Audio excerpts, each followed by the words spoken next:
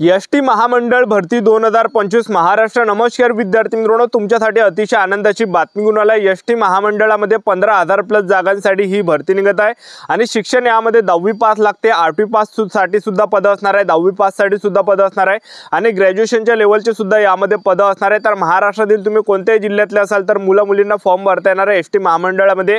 आणि भरपूर वर्षापासून जे विद्यार्थी मित्रांनो हे भरती या ठिकाणी निघाली नाही आहे, तर येणाऱ्या दिवसामध्ये एसटी महामंडळची ही भरती या ठिकाणी निघत आहे, ज्यामध्ये कंडक्टरच्या जागा असणार आहे, त्याचबरोबर चालकच्या जागा असणार आहे, त्याचबरोबर सफाईगारच्या सुद्धा जागा असणार आहे, अप्रेंटिसशिपच्या मेकॅनिकलच्या सुद्धा यामध्ये जागा तुम्हाला पाहायला भेटणार आहे, लिपिक आणि टंकलेखकच्या सुद्धा यामध्ये जागा असणार आहे। आणि ज्यांनी सुद्धा अप्रेंटिसशिप केला आहे तर त्यांचं जास्त यामध्ये सिलेक्शन होण्याचे जास्त चान्स आहे, कारण की त्यांच्या जागा ज्या विद्यार्थी मित्रांनो खालीच राहते एसटी महामंडळामध्ये आणि भरपूर जागा ज्या सध्याच्या कंडिशनला एसटी महामंडळामध्ये रिक्त आहे।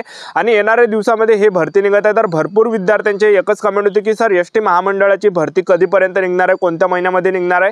तर मेन आपण याबद्दल तुम्हाला माहिती सांगणार आहे। यामध्ये उंची किती आहे, त्याचबरोबर यामध्ये निवड प्रक्रिया काय, लेखी परीक्षेचा अभ्यासक्रम काय, त्याचबरोबर यामध्ये पगार वगैरे किती भेटणार आहे, वयोमर्यादा काय असणार आहे, संपूर्ण प्रत्येक पदांबद्दल मी तुम्हाला माहिती सांगणार आहे। काय काय पात्रता यामध्ये लागते याबद्दल आणि अपडेट सुद्धा याच्या अगोदर आले ते सुद्धा मी तुम्हाला दाखवणार आहे। आणि मेन म्हणजे कोणत्या महिन्यापर्यंत ही भरती येणार आहे याबद्दल सुद्धा आपण बोलणार आहे। तर आजचा व्हिडिओ खूप महत्त्वाचा होणार आहे, व्हिडिओ शेवटपर्यंत बघा आणि व्हिडिओला आताच लाईक करा। नमस्कार विद्यार्थी मित्रांनो, माझी नोकरी कॉर्नर यूट्यूब चॅनलवर मी गोपाल अनखळे तुमचं सर्वांचं सहर्ष स्वागत करतो। व्हिडिओचा थंबनेल बघून तुमच्या लक्षात आलं असेल की आपला व्हिडिओ कोणत्या टॉपिकवर होणार आहे। व्हिडिओ सुरू करण्याच्या आधी आपल्या यूट्यूब चॅनलला सबस्क्राइब करा, जेणेकरून प्रत्येक भरतीचे अपडेट तुमच्यापर्यंत सर्वात आधी पोहोचेल। जास्त करून एसटी महामंडळ भरतीच्या रिलेटेड जास्त व्हिडिओ आपल्या चॅनलवर अपलोड करत असतो आणि 10वी 12वी पास भरतीच्या रिलेटेड जास्त व्हिडिओ आपल्या चॅनलवर अपलोड करत असतो। व्हिडिओ सुरू करण्याच्या आधी सर्वांना एक रिक्वेस्ट आहे की तुम्ही आपला व्हिडिओ कोणत्या जिल्ह्यातून पाहून राहिले हे नक्की कमेंट बॉक्समध्ये सांगा, जेणेकरून मला सुद्धा अंदाज लागणार आहे की आपला व्हिडिओ कोणकोणत्या जिल्ह्यापर्यंत पोहोचून राहिला। तर तुम्ही स्क्रीनवर या ठिकाणी बघू शकता एसटीत लवकरच नोकर भरती, मोठ्या प्रमाणात रिक्त जागा असून लवकरच 10 ते 15,000 जागा भरण्याबाबतचा निर्णय महामंडळाने घेतलाय। मंडळाच्या विविध विभागातील रिक्त पदांचा आढावा घेऊन ही भरती प्रक्रिया राबविण्यात येणार आहे। एसटी महामंडळाची तात्कालीन आर्थिक परिस्थिती लक्षात घेऊन उच्च न्यायालयाने महामंडळातील नोकर भरतीला सन 2024 पर्यंत मनाई केली होती। न्यायालयाच्या स्थगितीचा कालावधी आता संपलेला आहे, त्यातच महामंडळाला आर्थिकदृष्ट्या सक्षम करण्यासाठी 25,000 स्वमालकीच्या गाड्या घेण्याचा निर्णय महामंडळाने घेतलाय। या गाड्या चालवण्यासाठी मनुष्यबळाची गरज भासणार आहे। सध्या चालक वाहक पदाबरोबर अन्य काही वर्गातील पदे देखील रिक्त असून नव्या नोकर भरतीबाबतच्या ठरावाला नुकताच संचालक मंडळाच्या बैठकीमध्ये मंजुरी देण्यात आल्याची माहिती परिवहन मंत्री प्रताप सरनाईक यांनी दिली आहे। तर एसटी महामंडळामध्ये तुम्हाला लवकरच या ठिकाणी भरती पाहायला भेटणार आहे जवळपास 15,000 प्लस जागांसाठी, कारण की याच्या अगोदर परिवहन मंत्री प्रताप सरनाईक यांनी सुद्धा घोषणा केली होती की आम्ही या ठिकाणी 15,000 जागांसाठी एसटी महामंडळामध्ये भरती काढणार आहे आणि बरेच काही नवे यामध्ये पद आहेत। प्रत्येक पदामध्ये म्हणजे भरपूर असे यामध्ये विविध प्रकारचे पद असणार आहे असं सुद्धा त्यांनी सांगितले होते आणि त्यांच्या सोशल मीडिया हँडलवर सुद्धा त्यांनी काही पोस्ट त्या ठिकाणी शेअर केला होत्या। तर तुम्ही बघू शकता नव्या नोकर भरतीच्या अनुषंगाने एसटीला प्रत्येक खात्यांनी आपल्या विभागातील रिक्त पदांचा फेर आढावा घेऊन आवश्यक असणारी पदांची भरती करण्यासंदर्भात एकत्रित मागणी सादर करावी असे निर्देश संबंधित अधिकाऱ्यांना दिले आहेत। त्याचबरोबर येत्या काही वर्षांमध्ये निवृत्त होणाऱ्या कर्मचाऱ्यांची लक्षणीय संख्या लक्षात घेता भरती करणे अत्यंत आवश्यक असून याबाबतच्या ठरावाला एसटी महामंडळाच्या 307व्या बैठकीमध्ये मान्यता देण्यात आली आहे। तसेच सदर प्रस्ताव शासनाच्या मंजुरीसाठी पाठवण्यात येईल। एसटीला आर्थिकदृष्ट्या सक्षम करण्यासाठी भविष्यात आपण 25,000 स्वमालकीच्या बसेस घेत आहोत। या बसेस चालवण्यासाठी आपल्याला मनुष्यबळाची गरज लागणार असून चालक तथा वाहक पदाबरोबर अन्य काही वर्गातील पदे देखील येत्या काही वर्षात एसटी महामंडळात भरती केली जाणार आहे। तर हे काही याच्या अगोदर त्यांनी त्यांच्या सोशल मीडिया हँडलवर पोस्ट या ठिकाणी टाकलेलं आहे।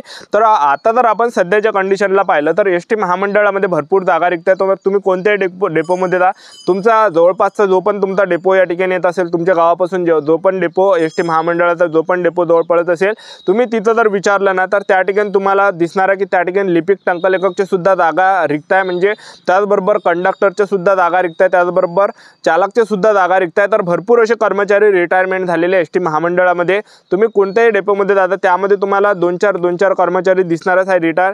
तर भरपूर जागा सध्याच्या कंडिशनला खाली आहे। तर ही भरती निघण्याचं सर्वात मोठं कारण आहे स्थानिक स्वराज्य संस्थेच्या निवडणुकांसमोर महानगरपालिका झालं, जिल्हा परिषद झालं, पंचायत समिती झालं, तर ह्या निवडणुका निघायच्या अगोदर या ठिकाणी भरती निघण्याची दाट शक्यता आहे, कारण की स्थानिक स्वराज्य संस्थेच्या निवडणुका आणि त्यांना सुद्धा दाखवावं लागतं की आम्ही एवढी मोठी भरती काढली यामध्ये। आणि त्याचबरोबर इथून 2017 पासून जे ही एसटी महामंडळामध्ये भरती निघाली नाही, कारण की बरेच काही जागा यामध्ये खाली आहे। तर येणार आहे भरती तर मोठी भरती तुम्हाला यामध्ये पाहायला भेटणार आहे। तर यामध्ये पात्रता काय काय लागते तर ते तुम्हाला सर्वात अगोदर सांगून देतो। तर पहा, पहिलं जे पद आहे हे कंडक्टर कंडक्टर आणि चालकचं पद आहे। तर यामध्ये जे कंडक्टरचं पद आहे त्याबरोबर चालकचं पद आहे, तर यामध्ये 10वी पास पाहिजे आणि आपली उंची 160 सेंटीमीटर पाहिजे। आपल्याला मराठी वाचता बोलता लिहिता आलं पाहिजे। प्रादेशिक परिवहन कार्यालय आरटीओ यांच्याकडील सार्वजनिक अवजड वाहन चालवण्याचा वैध परवाना व PSV बॅच बिल आवश्यक आहे। प्रादेशिक परिवहन कार्यालय आरटीओ यांच्याकडील वाहकाचा वैध परवाना व बॅच बिलला नियुक्तीपूर्व सादर करणे आवश्यक आहे। तर एवढं काही आपल्याला या ठिकाणी शैक्षणिक पात्रता यामध्ये लागते कंडक्टर पदामध्ये आणि चालक पदामध्ये सुद्धा। आणि पगारचा जर आपण विचार केला तर याच्या अगोदर 2017ला जेव्हा जाहिरात आली होती एसटी महामंडळाची, तर त्यामध्ये जे पगार जो होता त्याच्या अगोदर 4,700 ते 15,000 होता आणि दरवर्षी एसटी महामंडळामध्ये 3% पगार वाढते। तर आता जो पगार या ठिकाणी तुम्हाला पाहायला भेटणार आहे नवीन भरतीमध्ये 15 ते 25,000 महिने तुम्हाला पाहायला भेटणार आहे। आणि याच्या अगोदर जे वयोमर्यादा होती तर ते जवळपास 24 ते 38 वर्षापर्यंत होती, तर यावर्षी तुम्हाला कमी सुद्धा वयोमर्यादा पाहायला भेटू शकते।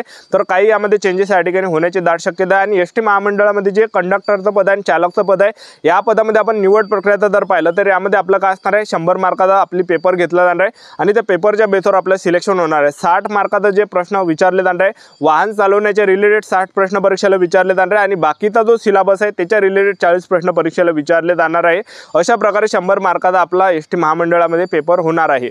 आणि त्याचबरोबर आपल्याला 2 घंट्याचा टाइम या ठिकाणी भेटणार आहे, 1.5 ते 2 घंट्याचा। आणि त्याचबरोबर पासिंगचा जर विचार केला कंडक्टर आणि चालक पदामध्ये तर यामध्ये 35% पासिंग आहे, 35 मार्कावर पासिंग आहे। 100 पैकी 35 जर आपले पडले तर आपण पेपर यामध्ये पास असणार आहे। आणि जर समजा त्यांना पुरे भेटले नाही तर मग ते SC/ST म्हणजे मागासवर्गीय कॅटेगरीमधून सुद्धा ते 33 मार्कवाले सुद्धा पुरं त्या ठिकाणी उचलणार आहे।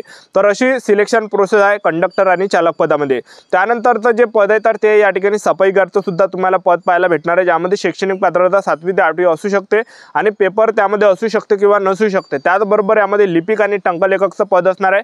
तर लिपिक आणि टंकलेखक पदामध्ये जर आपण पाहिलं तर यामध्ये आपलं ग्रॅज्युएशन झालं पाहिजे, BA झालं, BCom, BSc कोणत्याही याच्यातून जर तुमचं ग्रॅज्युएशन झालं असेल लिपिक आणि टंकलेखकमध्ये तुम्हाला फॉर्म भरता येणार आहे। यामध्ये जड वाहन चालक परवाना लागत नाही लिपिक टंकलेखक पदामध्ये, तर यामध्ये फक्त टायपिंग यामध्ये आपल्याला लागणार आहे। तर यामध्ये जर पाहिलं टंकलेखक मराठी 30 शब्द प्रति मिनिट आणि इंग्रजी 40 शब्द प्रति मिनिट उत्तीर्ण असल्याचा शासनमान्य संस्थेने दिला दाखला आपल्याला यामध्ये एवढं लागणार आहे। तर एवढं यामध्ये लिपिक टंकलेखक पदामध्ये लागते आणि मराठी वाचता बोलता लिहिता आली पाहिजे। यामध्ये सुद्धा पगार जे याच्या अगोदर होता जुन्या भरतीमध्ये तर तो होता 4,700 ते 15,000 पर्यंत, आता 15 ते 25,000 पर्यंत तुम्हाला पगार पाहायला भेटणार आहे नवीन भरतीमध्ये, कारण की दरवर्षी 3% पगार यामध्ये वाढते। आणि त्याचबरोबर यामध्ये जर आपण पाहिलं निवड प्रक्रियाचं जर पाहिलं लिपिक टंकलेखकमध्ये तर लिपिक टंकलेखकमध्ये आपली काय असणार आहे पेपर असणार आहे 100 मार्काचा आणि त्याच्यावर आपल्या यामध्ये निवड होणार आहे, ज्यामध्ये सामान्य ज्ञानचे 25 प्रश्न परीक्षेला विचारले जाणार आहे, गणिताचे 25 प्रश्न परीक्षेला विचारले जाणार आहे, इंग्रजी ग्रामरचे 25 प्रश्न परीक्षेला विचारले जाणार आहे, मराठी व्याकरणचे 25 प्रश्न परीक्षेला विचारले जाणार आहे। अशा प्रकारे 100 मार्काचा आपला लिपिक टंकलेखक पदामध्ये पेपर या ठिकाणी होणार आहे। तर अशी संपूर्ण निवड प्रक्रिया त्या मेकॅनिकच्या सुद्धा जागा असणार आहे ज्या की अप्रेंटिसशिपसाठी असणार आहे। तर त्यामध्ये सुद्धा निवड प्रक्रिया म्हणजे एकदम त्यामध्ये जास्त चान्सेस सिलेक्शन होण्याचे, ज्यांनी सुद्धा अप्रेंटिसशिप केलं असेल तर जास्त चान्सेस सिलेक्शन होण्याचे त्या विद्यार्थ्यांचे, कारण की जास्त विद्यार्थ्यांनी अप्रेंटिसशिप केलं नाही एक लक्षात ठेवा।